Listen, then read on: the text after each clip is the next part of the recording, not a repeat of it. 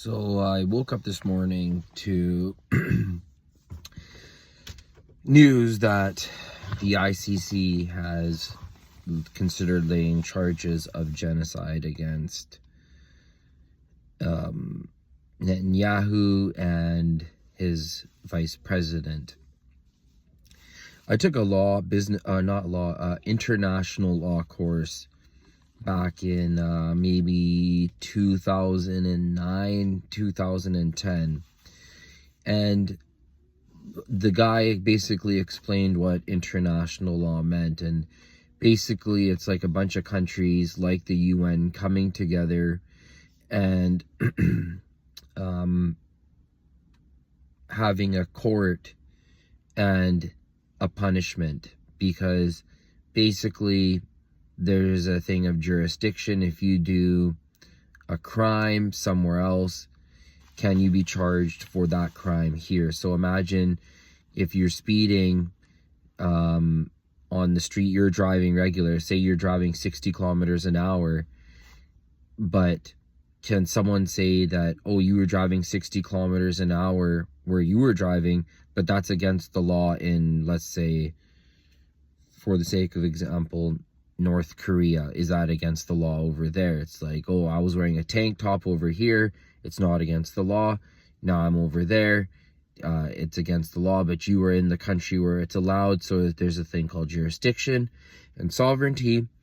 And if you are in a war, or if you're a leader in a wartime situation, that doesn't mean you have carte blanche to go and destroy trees, wreck water, natural waterways, agriculture. You're not allowed to just go and like torment people.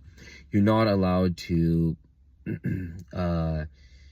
do collective punishment on a whole population. There's all these weird things of what are considered international crimes and genocide and crimes against humanity. So Putin is allegedly, I think he is on the list for war crimes, and there's a warrant out for his arrest as well. And now they're saying that Netanyahu and them are on there. And then Justin Trudeau said today that, yeah, if they recognize the International Criminal Court, and he could be arrested if he ever came to Canada. So what this means is, okay, let's talk a little bit more about what a genocide is. If you single out a certain group of people, that is considered genocide. So imagine when you literally have if you have a barricaded population that is controlled how much diet they can have, the water could be shut off or the electricity could be shut off. You get into the gray area. So ethnic cleansing, these type of things, these are all considered like international crimes. You would go against a tribunal and then you could go to jail. Because essentially, like, if two countries go at each other, they can't just, extradite and just start charging crimes that, like if Korea versus Japan, they can't just summons people to the court and just throw them in jail. It doesn't just work like that. So the International Criminal Court is the system that's is like a collective thing with rules that if you were found guilty of these things in The Hague, blah, blah, blah, blah, blah, you are in big trouble, allegedly, and you can go to jail. So now that there's this smoke going on that, oh my gosh, you're charged with genocide, or oh my gosh, you're charged with crimes against humanity and war crimes, it just makes it way easier now for protesters and governments and people to say that they want to boycott stuff that's involved with that sort of stuff.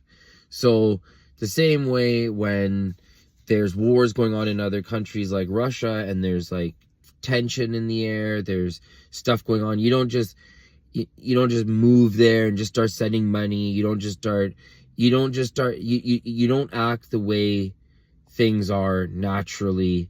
Everything is a little bit more suspicious. Everything looks weirder. Everything is way more like, why'd you do that? Why were you doing that? So now that there's this air of genocide and the ICC saying stuff, it alleviates a lot of the gaslighting. And now universities that invest in certain funds, I'm pretty sure that they can say, oh, we want to boycott or we want to divest because there's this international pressure that's on the person. So when you look at what's going on in Palestine or Russia, Ukraine, and you just see these escalations and the bubbling and the bubbling and the bubbling and the tension rising, there's so many international crimes. Will these leaders be held to justice? Probably not, but you know what? You should, I guess, hold out for hope. Before people can protest and be angry and be gaslit and say, that's anecdotal evidence, that's anecdotal evidence, that's this, there's no basis to that. Now, when they're saying that they're wanted and their warrants out, it's a way crazier thing. It's way harder to gaslight. It's way harder to downplay. It's way harder to say, how could there be the word genocide? What genocide? Well, how is that a genocide? Again, I said before, if you even single out a group of people in a nation and say, stop speaking your language or this and that, that is considered genocide. There's so much considered genocide before just the straight up extermination of people. So good always wins in the end. That's all I guess I can say right now. Please leave a like and subscribe. Thank you.